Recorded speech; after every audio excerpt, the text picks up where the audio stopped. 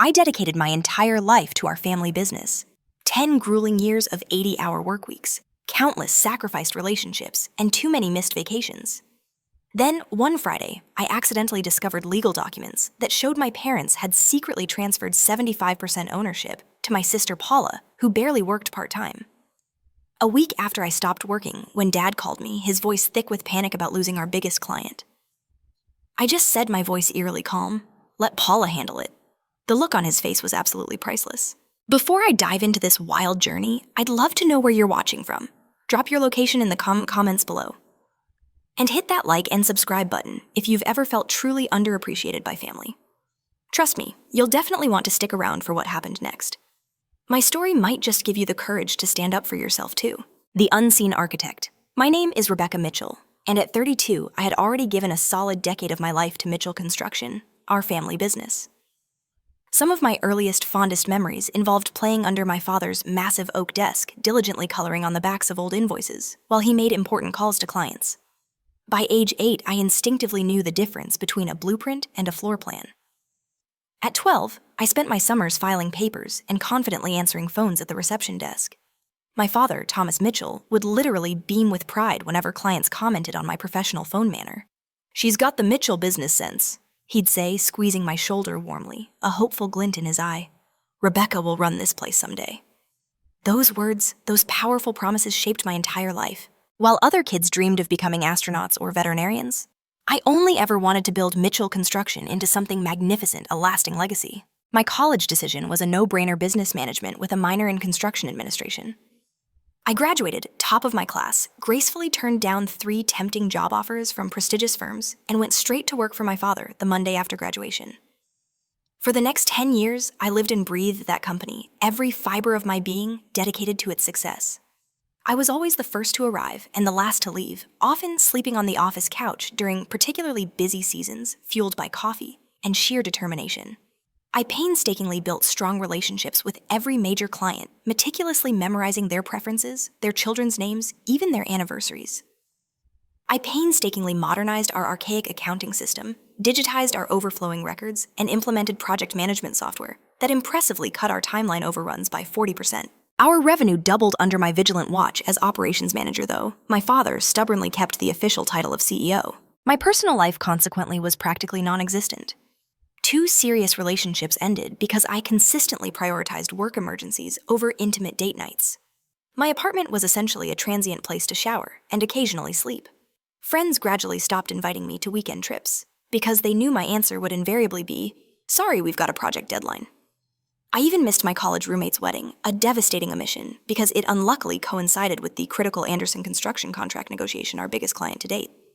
Yet I told myself I didn't regret these sacrifices because I was diligently building my future brick by painstaking brick. Then there was my sister Paula, 2 years older at 34, who couldn't have been more strikingly different from me.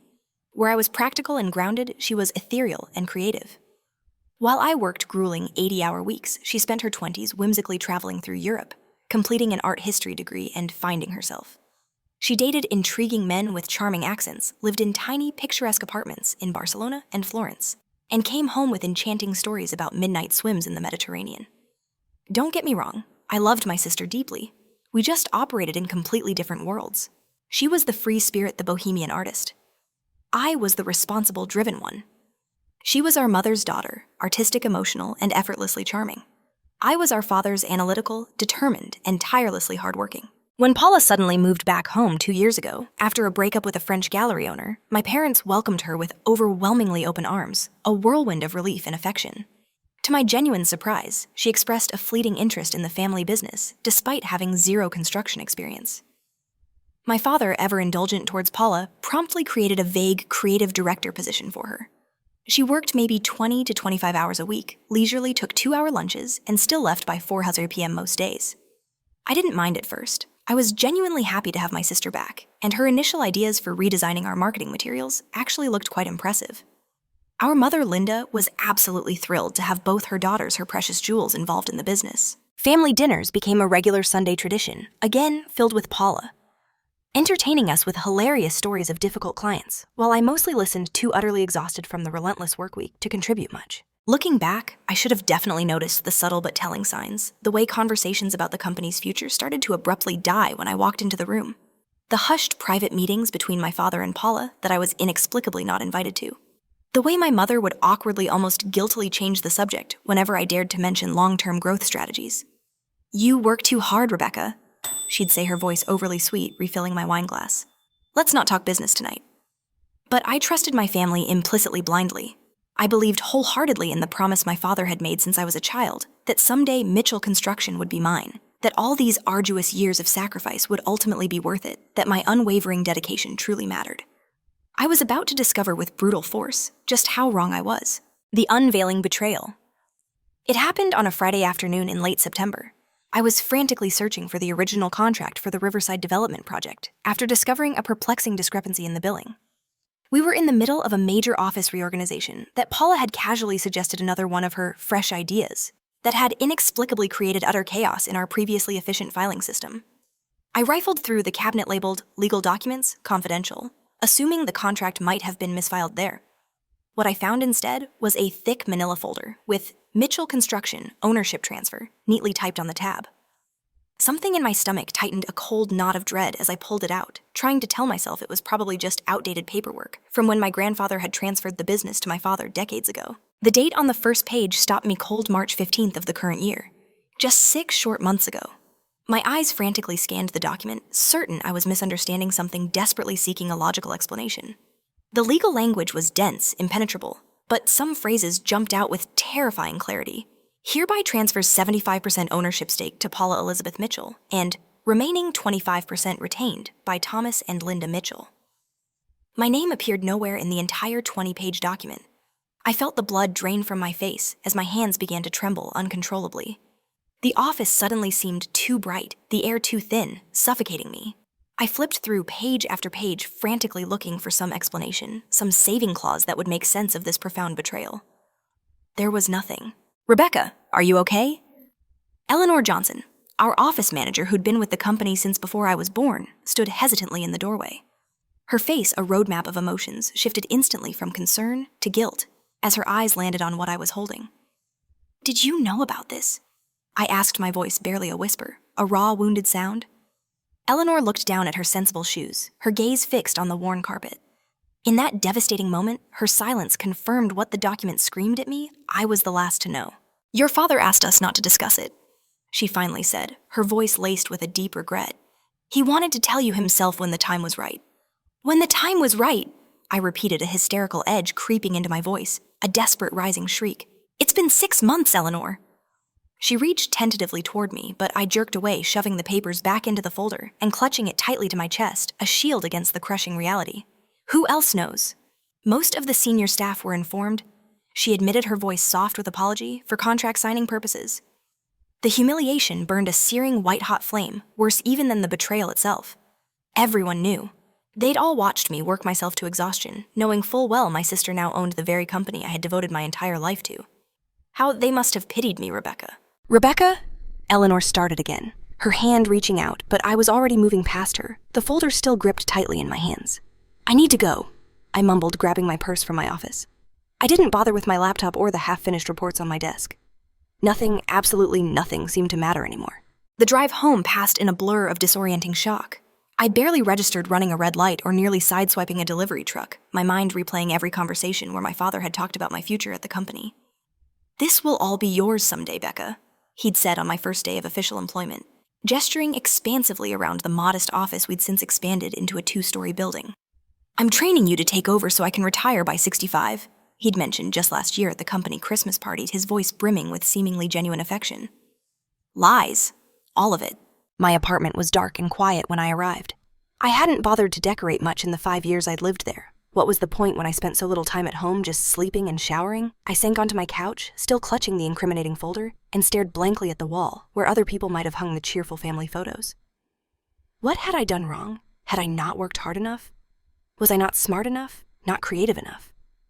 The questions circled relentlessly like vultures picking at my fragile sense of self-worth. As the room grew darker around me, I thought of every single project I'd successfully completed. Every client relationship I'd painstakingly nurtured, Every late night and impossibly early morning, I'd given to Mitchell Construction, sacrificing everything. And for what?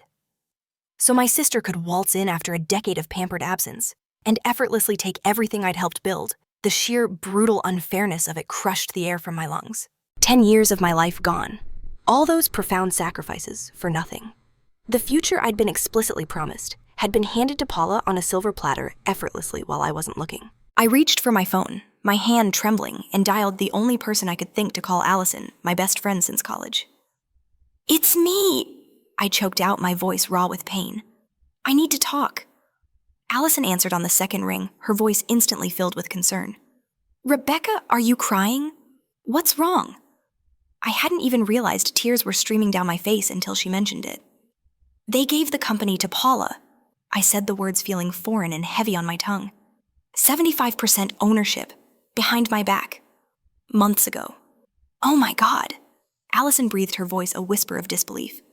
That's unbelievable. I'm coming over. Don't move." I didn't have the energy to argue.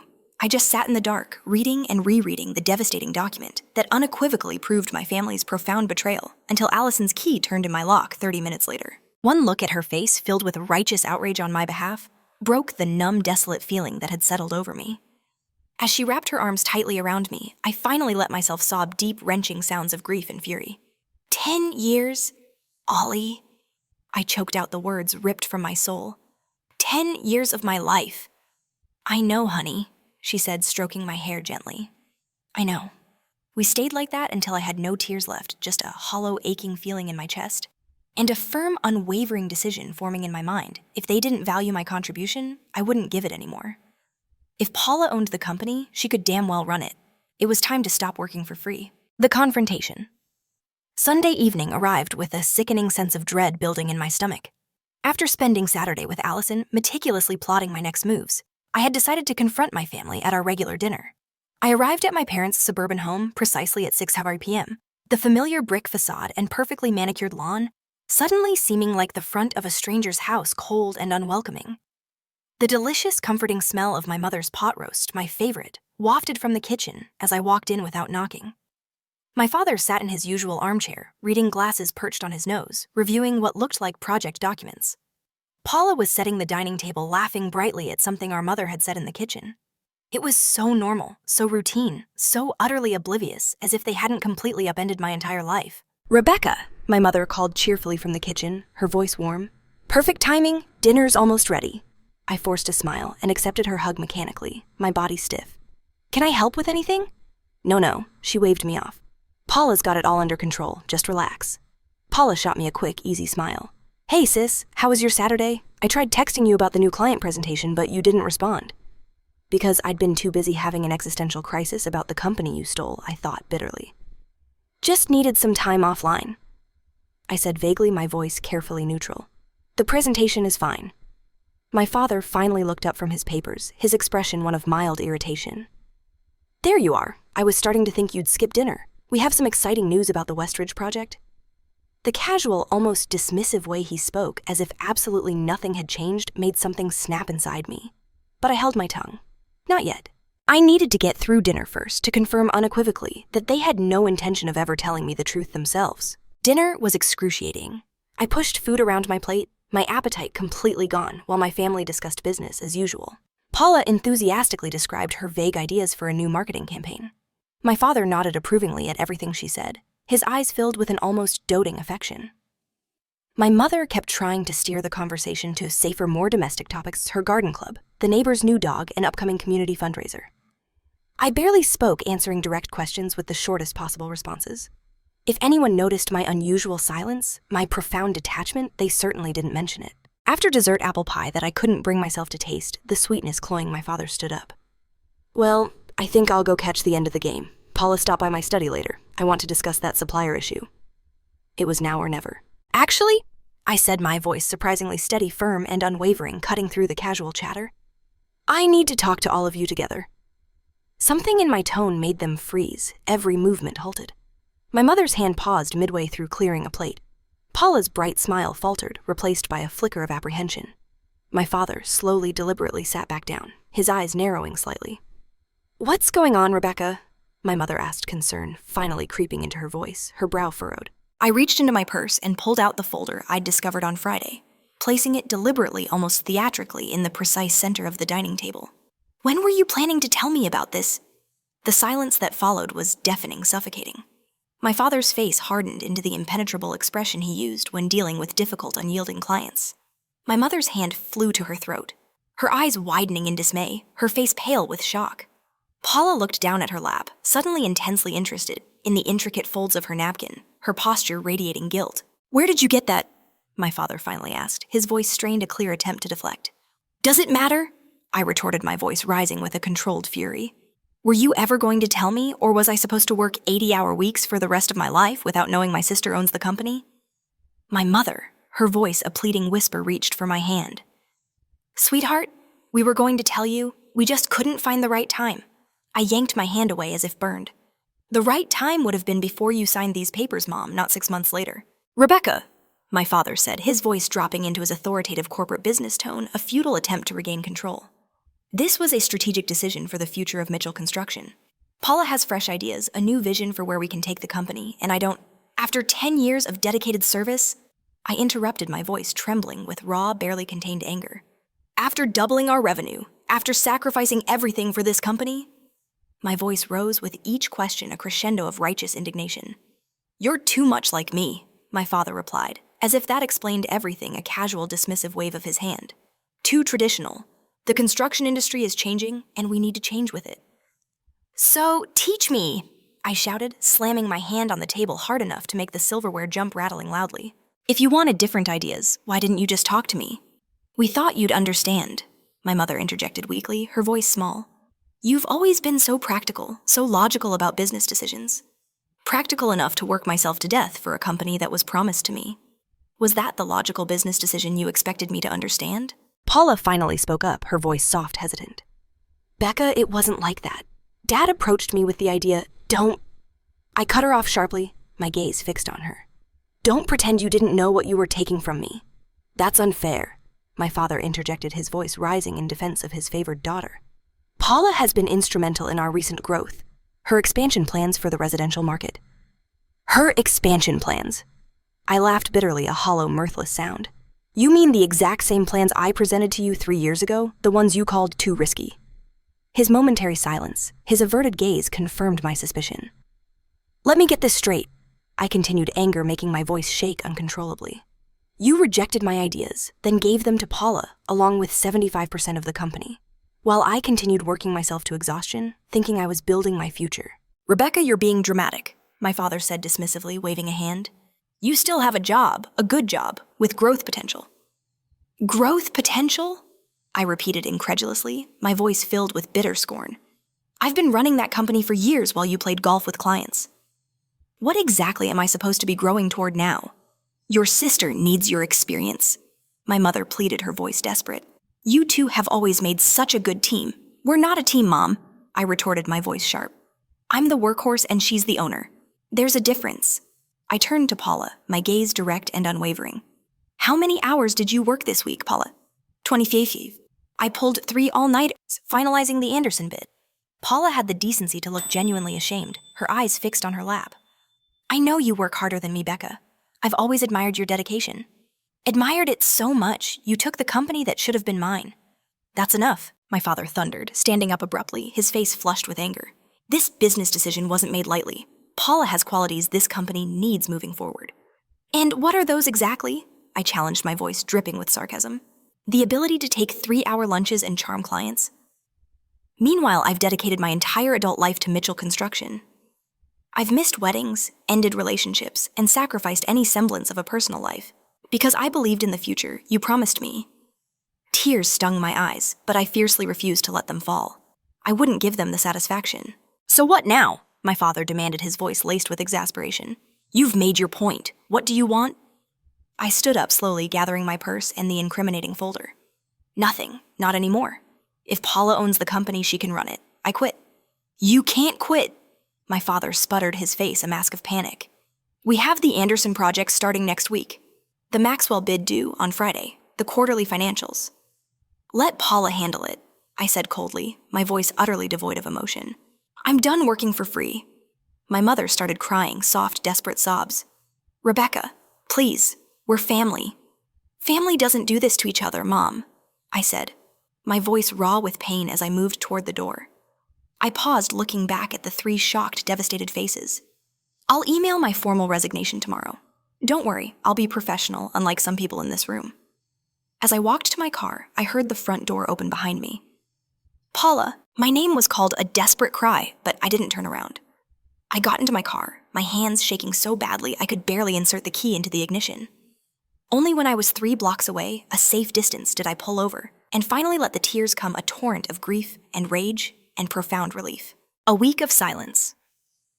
Monday morning, my alarm went off at 5:30 a.m. as it had for the past decade, a familiar comforting hum.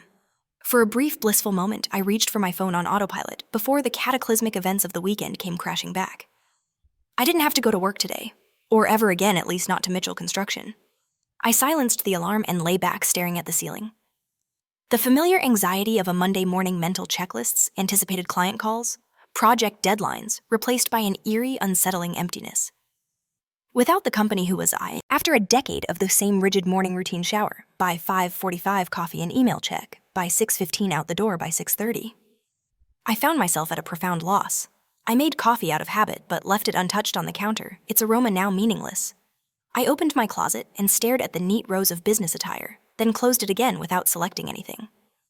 Eventually, I pulled on yoga pants and an old college sweatshirt clothing I usually reserved for the few hours of weekend freedom I allowed myself. By 7:00 a.m., I'd already checked my phone 15 times. No calls from my parents yet, no desperate texts from Paula. Part of me was deeply disappointed. Did they really think the business could function without me? Another part was relieved to have space, precious, silent space to process my next steps. At 8:30, I called William Barnes, my mentor from college, who now ran his own successful engineering firm. He'd been trying to recruit me for years. Rebecca, he answered warmly, a note of surprise in his voice. This is unexpected. Don't tell me Thomas finally pushed you too far. I laughed, a humorless, bitter sound. You have no idea. Over the next hour, I poured out the whole agonizing story, the torrent of suppressed emotions, finally released. William listened without interruption, occasionally making sounds of disbelief or righteous outrage on my behalf. That's unconscionable, he said, his voice firm when I finished. After everything you've done for that company, unbelievable. Was I a fool, William, for believing him all these years? I asked, my voice raw. No, he said firmly. You were loyal. That's not the same as foolish, but loyalty should be reciprocated. So what do I do now? First, you protect yourself, he said, his voice practical.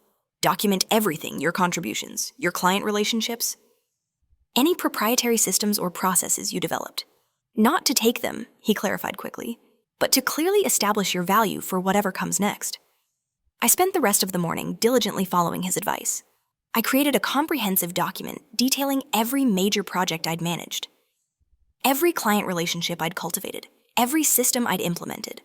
I was careful to include only facts and figures, not company secrets or proprietary information that might create legal issues later. But I was strategic in what I excluded: my personal notes on client preferences, the specific relationship management techniques I'd developed over years, the countless shortcuts and efficiencies I'd created that weren't officially documented anywhere. These were part of my value, not the company's. At noon, I drafted a formal resignation email. It was professional, detached, and gave no hint of the emotional turmoil behind it. I stated that I would be taking my accumulated 6 weeks of vacation, effective immediately, as was my right under my employment contract. I had never taken more than a long weekend in 10 years. The vacation time had piled up unspent and unused reservoir of freedom. I set up an email autoresponder. I am currently out of the office and unavailable for all inquiries. Please contact Paula Mitchell at Paula's email address. Then, with a deep breath and a sense of profound liberation, I turned off my work phone and deliberately placed it in a drawer, a symbolic act of detachment. The rest of the day passed in a blur of administrative tasks, checking my employment contract, with the help of my lawyer friend Sofia Rodriguez, to ensure I wasn't violating any clauses, gathering my personal financial documents, and updating my resume for the first time in a decade. You realize you're incredibly marketable, right? Sofia said, reviewing my impressive experience.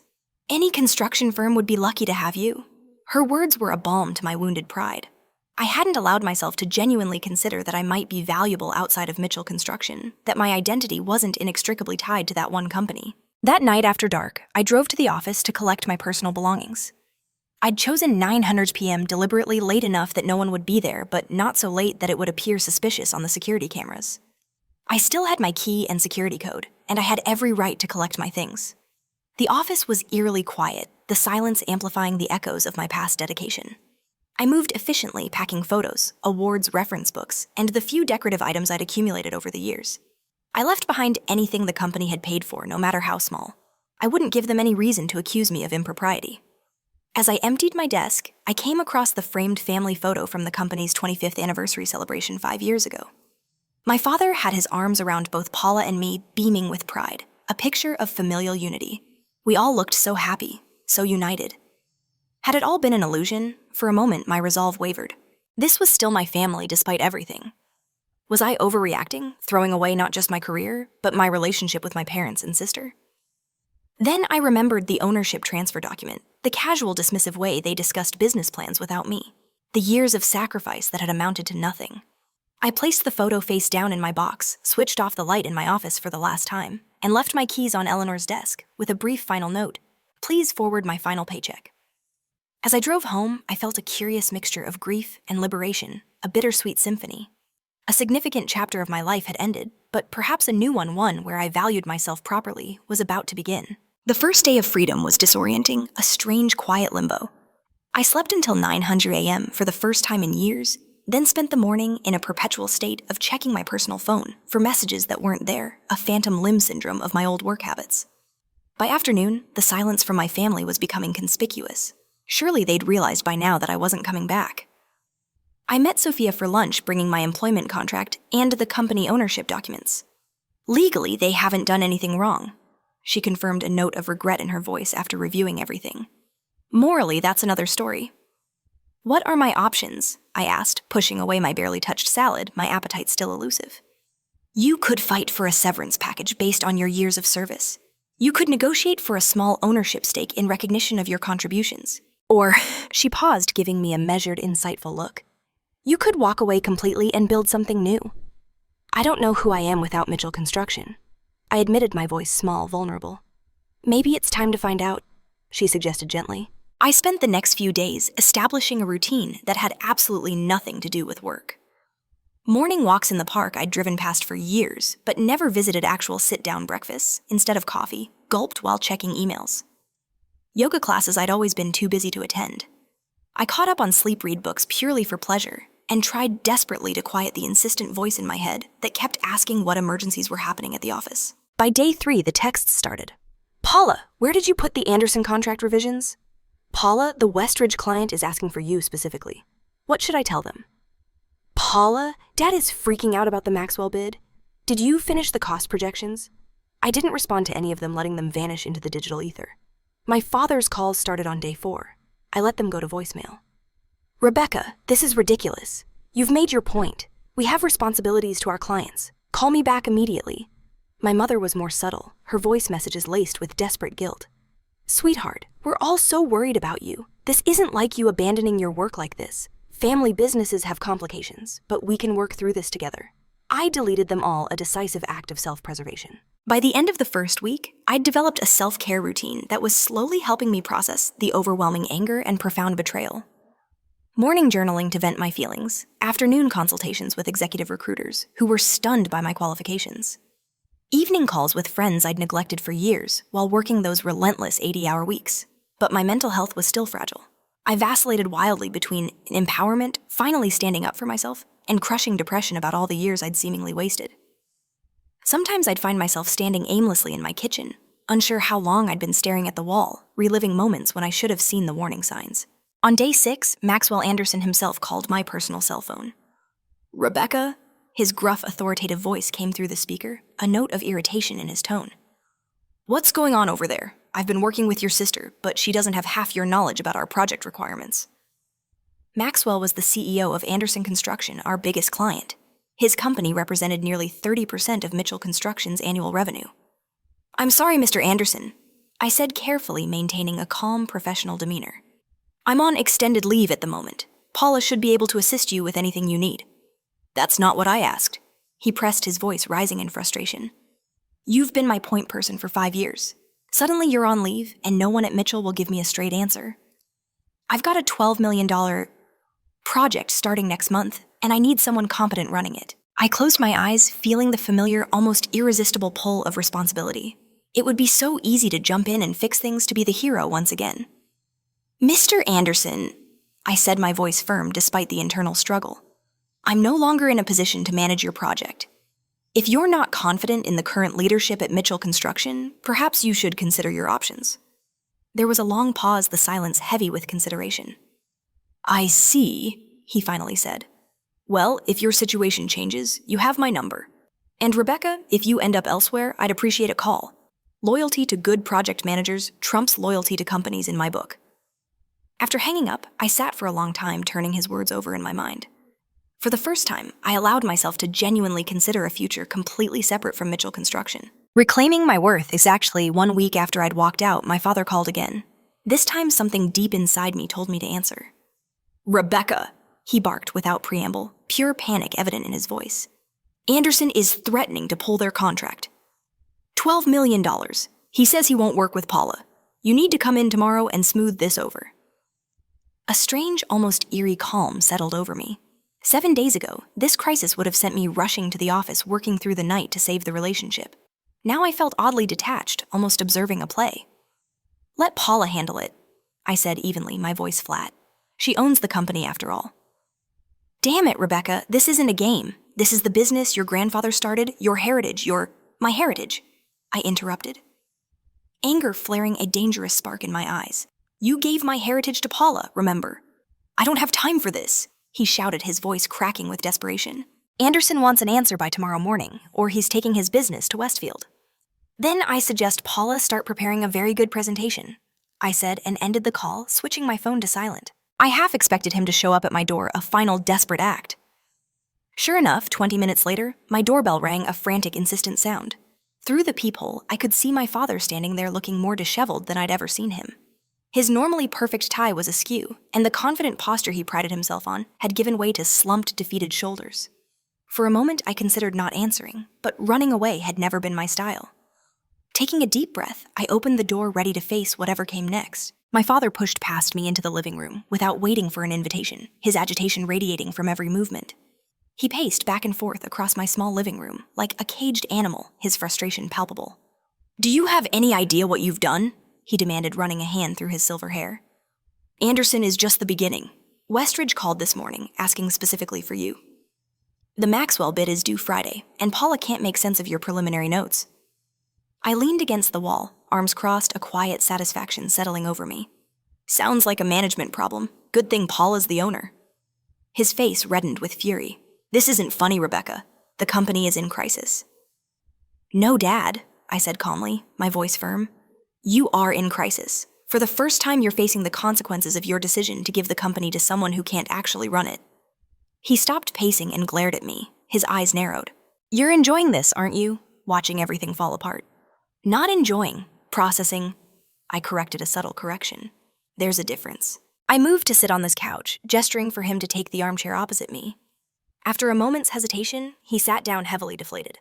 I didn't come here to fight, he said, his tone shifting to one I recognized from the countless negotiations with difficult clients, conciliatory, almost manipulative. I came to offer you a solution. I'm listening. Chief Operations Officer, he said, listing the terms. Full autonomy over project management. Salary double what you were making before, corner office. I nearly laughed out loud, a bitter, hollow sound. You're offering me a title change and more money to come back and do the exact same job I was already doing. It's a significant promotion, he insisted, his voice rising in exasperation. Direct report to the CEO. Paula, I interjected, my voice flat. I'd report to Paula. His uncomfortable silence confirmed it. Let me understand, I continued, my voice controlled, precise. You want me to come back and save the company from the mess you created while still working for the sister you gave my birthright to. That's your offer. What do you want, Rebecca? He asked, exasperation clear in his voice. 40% ownership, I said without hesitation, my voice firm. Board position, normal working hours. His eyes widened in disbelief. That's ridiculous. Paula already owns 75%. Then she can sell some back, or you and Mom can give me part of your 25%. I don't care how it works mathematically. Those are my terms. Impossible, He scoffed, shaking his head vehemently. You can't seriously expect Westfield offered me a job yesterday. I interrupted smoothly, cutting him off. Operations director. Comparable salary to what you just offered, plus profit sharing. Normal working hours. 4 weeks annual vacation that I'd be required to take. This wasn't entirely true. I'd had a preliminary conversation with Garrett Westfield, but no formal offer yet. Still, the look of profound shock and dawning fear on my father's face was worth the small deception. You wouldn't, he whispered, his voice laced with disbelief. They're our biggest competitor. I haven't accepted yet. I replied, my voice calm. But Maxwell Anderson already told me he'd follow me wherever I go. I wonder how many other clients would do the same. That would destroy Mitchell Construction. My father said, genuine fear now in his eyes for the first time. I don't want to destroy anything, Dad, but I won't continue to build something that isn't mine. He stood up and resumed pacing, agitated. There has to be another solution. There is, the one I just proposed. 40% ownership board position, normal hours. Paula would never agree to give up that much control. Then maybe you should have thought about that before giving her control in the first place, I said, evenly meeting his gaze. This isn't a negotiation where you have the upper hand anymore. I know my worth now. Do you? He stared at me for a long moment, his mind clearly racing, calculating. I could almost see the numbers flashing behind his eyes, weighing the immense cost of meeting my demands against the potential catastrophic loss of major clients, my irreplaceable institutional knowledge, and my invaluable relationships throughout the industry. I need to talk to your mother and Paula, he finally said, his voice subdued. You do that. He moved toward the door, then turned back, a desperate plea in his eyes. How long do I have before you accept Westfield's offer? 2 days. I said, picking a deadline that seemed reasonable, giving him just enough time to sweat. I'll need your answer by Wednesday evening. After he left, I leaned back against the couch, my heart pounding, a thrilling mix of fear and exhilaration. I'd never spoken to my father that way before, as an equal, a formidable opponent, not as his subservient daughter or compliant employee. It was terrifying and exhilarating all at once. Within an hour, my mother called. I let it go to voicemail. Then Paula. Same response. I wasn't going to let them tag team me or appeal to my emotions. The time for family sentiment clouding crucial business decisions was definitively over. The next morning, I met with Garrett Westfield officially. He was younger than my father by a decade, with a reputation for innovation that had helped his company grow rapidly in recent years. I've been trying to poach you for years, he said over coffee, a genuine admiration in his eyes. Thomas always made it clear you were off limits. Things change, I replied, a small knowing smile on my face. So I hear, he said, sliding a folder across the table. This is what we can offer. Take a few days to think about it. The offer was incredibly generous, significantly better than I'd implied to my father. It was tempting, so tempting to accept on the spot to make a clean, irrevocable break from the Mitchell family drama. But something held me back. Despite everything, Mitchell Construction was still in my blood, a part of my very identity. That evening, my mother showed up at my apartment with a casserole, a transparent attempt to soften me up, but I invited her in anyway. Your father is devastated, she said, bustling about my kitchen, busying herself with serving the food I hadn't asked for. He's upset about potentially losing clients and money. I corrected, my voice flat. Not about hurting me. She sighed, her shoulders slumping, sitting across from me at my small dining table. It's more complicated than that, Rebecca. He does love you. We both do. Love should include respect, Mom. What you did wasn't respectful. I know, she admitted, surprising me with her candor. I told him it was wrong not to include you in the decision, but you know how he gets when he thinks he's right. And what about Paula? Did she think it was right to take everything I worked for? My mother looked down at her hands, her voice barely a whisper. Paula was pressured. Your father convinced her it was the best solution for everyone. That was interesting information, a small piece of the puzzle, but it didn't change my position. My terms still stand 40% ownership board position, normal hours. He's considering it, she said quietly, a hint of hope in her voice. He's meeting with Harold now to discuss options. Harold Peterson had been our family lawyer for decades. If my father was consulting him, he was taking my demands very seriously indeed. After my mother left, I felt strangely unsettled. The dizzying possibility that I might actually get what I wanted, that my father might finally acknowledge my value, was almost harder to process than the betrayal had been. The following day passed without contact from any family member. I used the time to carefully review Westfield's generous offer and prepare a list of incisive questions. If Mitchell wouldn't meet my terms, I needed to be ready to move forward decisively. At precisely 6:00 p.m. on Wednesday, my phone rang. My father's name appeared on the screen. Rebecca, he said when I answered, his voice formal, almost stiff. We'd like to meet tomorrow to discuss your proposal. Neutral location, the riverfront restaurant at noon. All of you? I asked, wanting to confirm. Yes, your mother Paula and myself, and Harold to handle the paperwork if we reach an agreement. I'll be there, I said, ending the call before he could say anything else. I spent that night preparing as I would for any major negotiation, reviewing numbers, anticipating objections, practicing responses. This wasn't just about ownership percentages. It was about reclaiming my value, both professionally and personally. One way or another, my relationship with my family and Mitchell Construction would be fundamentally changed by tomorrow's meeting. A new era, 2 days of silence from my family gave me unexpected clarity. Without the constant barrage of guilt-inducing messages and desperate calls, I could actually think about what I truly wanted, what my future might hold.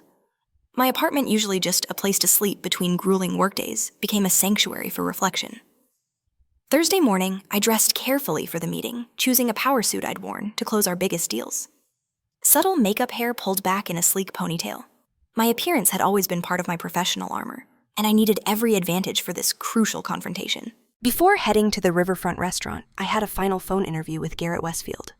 The formal offer had come through even better than the initial proposal operations director, with a clear path to partnership within 5 years. It was exactly the kind of recognition I'd always craved from my father. "We're excited about the possibility of you joining us, Rebecca," Garrett said, his voice genuinely enthusiastic. "Your reputation in the industry is stellar." "Thank you," I replied, feeling genuinely valued perhaps for the very first time in my career. "I should have an answer for you by tomorrow." Having the Westfield offer as a solid backup gave me the unshakable confidence I needed walking into the restaurant. I arrived precisely at noon, spotting my family already seated at a corner table. Harold Peterson sat with them, his leather portfolio opened before him, a silent testament to the gravity of the meeting. My mother stood to hug me, her arms outstretched, but I offered a hand instead. This wasn't a family reconciliation, it was a business meeting. She sat back down, hurt evident in her eyes. My father and Paula nodded stiffly in greeting. "Thank you for coming," my father began formally, his voice subdued. "We've reviewed your proposal, and..."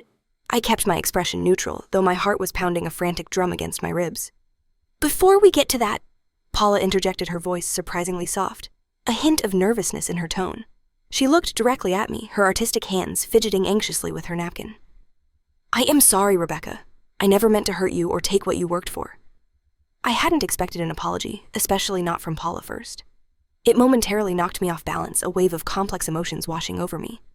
"The truth is," she continued, her voice gaining a fragile honesty, "I'm overwhelmed. I've been working 18-hour days trying to keep up with everything you managed effortlessly. The Anderson account alone has me completely lost. Their specifications might as well be written in hieroglyphics. You've been there 2 years.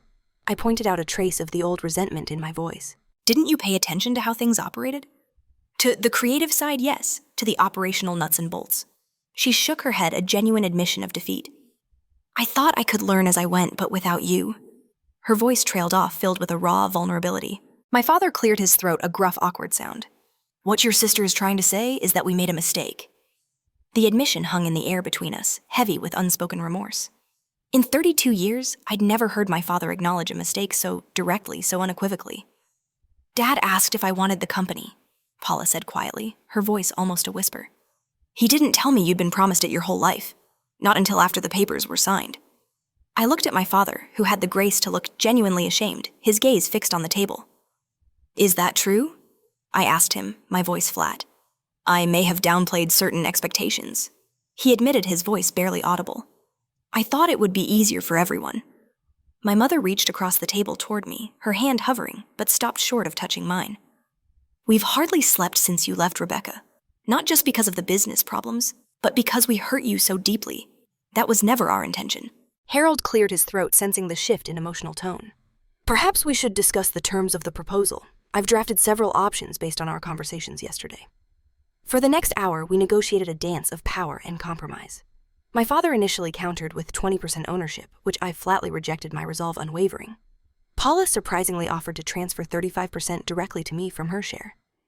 I never wanted to be the majority owner anyway, she said, her voice genuine. I just wanted to be part of the family business without being stuck in the accounting department. You could have told me that 10 years ago, I said. But there was less bite in my words than there would have been a week earlier, a glimmer of empathy. By the time our food arrived untouched on the table, we had outlined a clear, agreed-upon agreement. I would receive 35% ownership transferred from Paula, reducing her stake to 40%. My parents would retain their 25%. I would become Chief Operations Officer with equal decision-making authority to Paula, who would focus on creative direction and client relationships, her actual strengths. Board decisions would require majority approval, meaning no major changes could happen without at least 2 of the 3 ownership parties agreeing. Most importantly to me, the agreement included a mandatory 45-hour workweek maximum for all executives, with at least 3 weeks of vacation annually. The relentless culture of endless work that had defined Mitchell Construction under my father would end with his generation. As Harold drafted the final points, Paula leaned toward me. "Can we talk just the 2 of us?" My initial instinct was to refuse to maintain my emotional distance, but something in her expression, a genuine vulnerability, stopped me. "Fine, 5 minutes." We stepped outside onto the restaurant's riverside patio, away from our parents and the lawyer. "I never wanted to hurt you," she said immediately, her voice soft with remorse. "When Dad approached me about taking over, he made it sound like you were too valuable in operations to move into ownership, that the company needed you exactly where you were. And you believed that—" I couldn't keep the skepticism from my voice. "I wanted to—" She admitted, her gaze fixed on the river. "It was flattering to be wanted after years of feeling like the family disappointment, the artsy daughter who couldn't hold a real job while you were the successful one." I stared at her in disbelief, a profound realization dawning on me. "You thought I was the favorite? Dad talked about your fresh perspective constantly," she said, a sad smile on her face. "Only after I came back. Before that, it was always, why can't you be more like Rebecca? Rebecca knows what she wants. Rebecca is building something." We stood in silence, each of us recalibrating decades of complex family dynamics from this raw new perspective. "We've never really talked, have we?" I finally said, the words quiet, reflective. "Not about anything important." "No," Paula agreed, her voice soft. "We were too busy competing for attention in our own ways." She hesitated. "I don't want to be CEO, Rebecca. I'm terrible at it. But I do want to contribute to the company.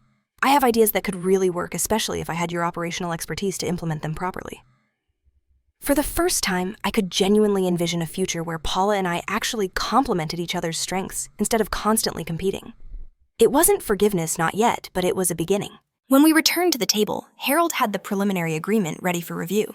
We spent another hour refining details, but the framework remained as we discussed. By mid-afternoon, we had a comprehensive document that fiercely protected my interests while preserving the family business. "We'll need a few days to properly execute everything," Harold explained. "But with signatures on this letter of intent, we can begin the process." One by one, we signed my father first, then my mother Paula, and finally me. As I set down the pen, I felt an immense weight lift from my shoulders, not completely gone, but significantly lighter. "Will you come back to the office tomorrow?" my father asked, a hint of desperation in his voice as we prepared to leave. "Anderson is still threatening to pull his contract." I shook my head, a small triumphant smile on my face. "Not tomorrow. I need time to process everything, and to decline another job offer that I've been seriously considering." His eyes widened slightly at the reminder that I had viable options beyond Mitchell Construction. "Besides," I added, my voice light, "I'm still officially on vacation for 5 more weeks. I think I'll actually take some of it. I'll be available by phone for emergencies, real ones, starting Monday." As we parted ways outside the restaurant, my mother hugged me briefly. This time I didn't pull away. "We have a lot to rebuild," she whispered, her voice laced with hope. "Not just business relationships." "Yes," I agreed softly. "We do." I walked to my car feeling strangely lightheaded, almost giddy. The future I'd envisioned for years had been brutally destroyed, but something new and potentially far better was taking shape from the rubble. It wasn't perfect, and trust would undoubtedly take time to rebuild, but it was definitively a start. That evening, I called Garrett Westfield to politely decline his generous offer, explaining that my family situation had evolved dramatically. "I can't say I'm not disappointed," he said, a genuine regret in his voice. "But I understand the pull of family business. Our offer remains open if things don't work out." "I appreciate that more than you know," I replied sincerely. With that safety net still firmly in place, I opened a bottle of wine and did something I hadn't done in years, absolutely nothing. No work emails, no project planning, no crisis management. Just sitting on my balcony watching the sunset and allowing myself to imagine a future where work was important, but not all-consuming. For the first time in a decade, I felt like I could truly breathe. Mitchell Construction 2.0. 1 month later, I walked into Mitchell Construction as co-owner and chief operations officer. My new office, not my father's corner office as originally offered, but a redesigned, brighter space with large windows and room for both a traditional desk and a comfortable meeting area symbolized the changed dynamics within the company. The intervening weeks had been transformative. I'd taken a real vacation for the first time in a decade, a blissful solo trip to a secluded beach resort where I'd done nothing but read novels, swim, and sleep for 10 glorious days. Upon returning, I'd spent time with a career counselor who helped me establish healthy, much-needed boundaries between work and my personal life. The company had changed too. With Paula's full agreement, we'd implemented a new organizational structure that perfectly played to everyone's strengths. She enthusiastically took over client acquisition and marketing areas where her creative background and innate people skills truly shone. I expertly managed operations, finances, and project execution, my natural domains. My father, reluctantly at first, stepped into a crucial advisory role, focusing on mentoring younger staff, while gradually reducing his hours as part of a 3-year retirement plan. The Anderson contract is secure, I told Paula during our morning meeting, a sense of quiet triumph in my voice. I walked Maxwell through the new management structure yesterday, and he's satisfied that his project will receive the attention it needs. That's fantastic, Paula said, genuine relief flooding her face. I tried so hard to connect with him, but he just kept asking for you. He's old-school construction values, competence over charm. I smiled, softening the words. But the Westridge expansion? That was all you. They're thrilled with the design concepts. We'd fallen into an unexpected productive rhythm, each acknowledging the other's unique contributions, without the underlying competition that had characterized our relationship for decades. The staff had adjusted surprisingly well to the new leadership dynamic. Many seemed visibly relieved that the tension of the past month had finally resolved, and that the 80-hour workweek expectation had officially ended. We'd implemented new project management systems that significantly improved efficiency without requiring excessive overtime. Eleanor, who had witnessed the entire tumultuous drama unfold, stopped by my office later that day. "The place feels different," she observed, her eyes scanning the vibrant new decor. "Better," I suggested. "Less frantic," she corrected gently. "More balanced. Your father built something impressive, but it was always one-dimensional. With you and Paula working together, there's a completeness that was missing before." Her words stayed with me throughout the day, through meetings and client calls that once would have consumed all my mental energy. Now I found myself actually looking forward to the evening, to leaving at a reasonable hour for a change. At 6:00 p.m., I closed my laptop decisively. I had dinner plans, an actual date with Nathan Rivera, an engineer I'd met through the Anderson project years ago, but had always been too busy, too consumed by work to get to know. We had reconnected during the negotiations with Anderson, and his quiet competence and dry humor had been a welcome distraction from the family drama. As I gathered my things, Paula appeared in my doorway. "Heading out already?" She teased, a playful glint in her eyes.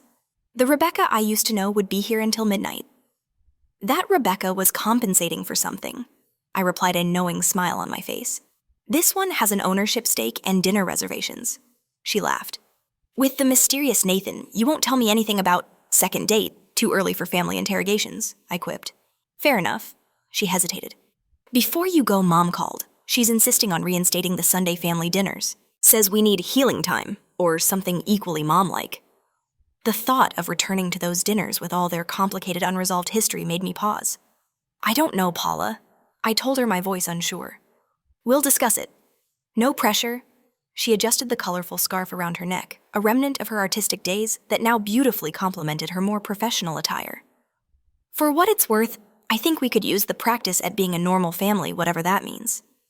A month ago, I would have rejected the idea outright vehemently. Now I found myself considering it. "Maybe. Let me think about it." "That's all I ask," she said, stepping back. "Enjoy your date. Don't think about work for at least 12 hours. Doctor's orders." "Owner's orders," she corrected with a smile. As I drove to the restaurant, I marveled at how much had changed in such a short time. The business was thriving. Our first quarter projections already showed significant improvement under the new structure. Paula had found her niche in client relations and marketing, bringing in 3 new accounts with her innovative approaches. I had successfully implemented operational efficiencies that reduced costs without sacrificing quality. Even my father seemed genuinely relieved to be stepping back, though he occasionally couldn't resist offering unsolicited advice, a familiar quirk. Most importantly, I'd reclaimed my life. I went to the gym 3 times a week. I joined a book club. I was even considering adopting a dog, something I'd never have contemplated when working those draining 80-hour weeks. The date with Nathan was comfortable and engaging. When he asked about my family, I found myself able to explain the recent drama without the raw pain that had accompanied it just weeks ago, presenting it as a narrative of growth and challenge. "So you stood your ground and got what you deserved?" He summarized, his eyes gleaming with admiration. "That's impressive." It wasn't just about winning. I reflected a profound truth settling in my heart. It was about being valued appropriately by them and by myself. "Well, speaking as someone who's worked with both Mitchell and Westfield, they're lucky to have kept you," he said, raising his glass in a small, meaningful toast.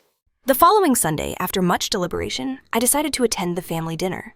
The familiar drive to my parents' house no longer filled me with anxiety, but a cautious anticipation. When Paula opened the door instead of my mother, I knew they'd orchestrated this, deliberately easing me back into family dynamics through the relationship that had begun to heal first. Dinner was different from our old gatherings. My father was quieter, less domineering. My mother watched us all with hopeful eyes, jumping in to gently change the subject whenever business talk threatened to overtake the conversation. Paula and I maintained the new rapport we'd developed, different from our childhood relationship, but perhaps healthier, more balanced.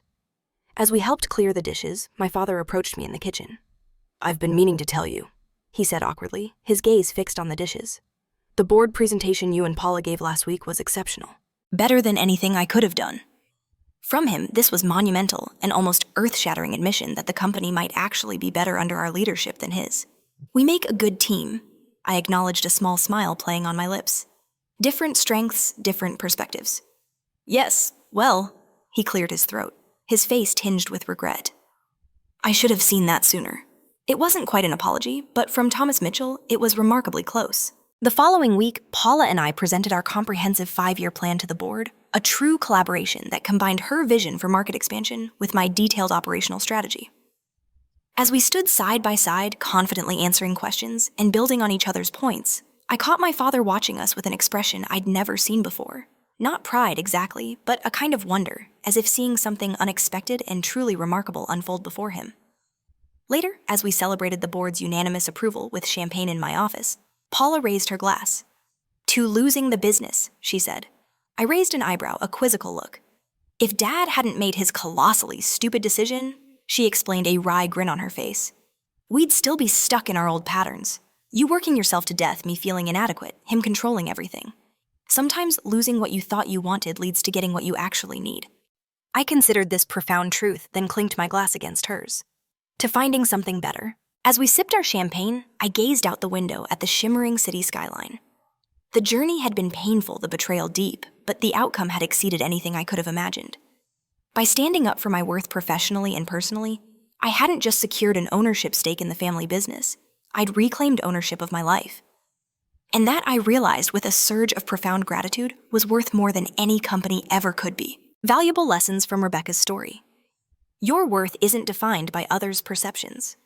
Rebecca's parents undervalued her contributions and ultimately betrayed her, but her worth as a professional and a person remained constant. Understanding your own value is crucial regardless of how others see or treat you.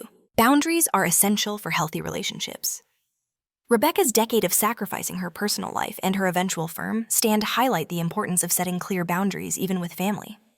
Without them, relationships can become exploitative and damaging. Betrayal can be a catalyst for self-discovery. The shock of betrayal, while painful, forced Rebecca to question her entire life's direction and ultimately discover a strength and self-reliance she hadn't realized she possessed.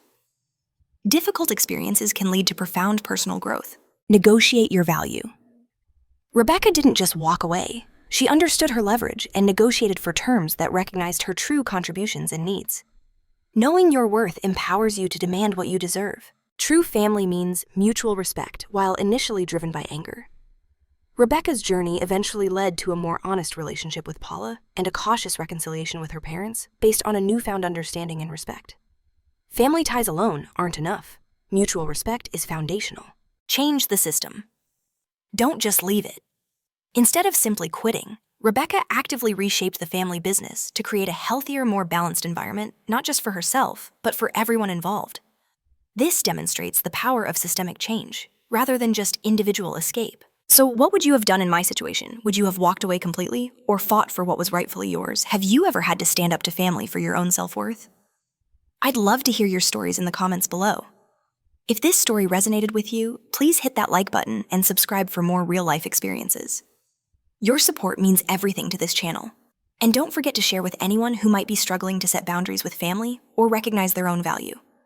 Sometimes the hardest person to stand up to is the one who raised you, but as I learned, it can lead to the most rewarding outcomes. Thank you for watching, and remember, knowing your worth isn't selfish, it's essential.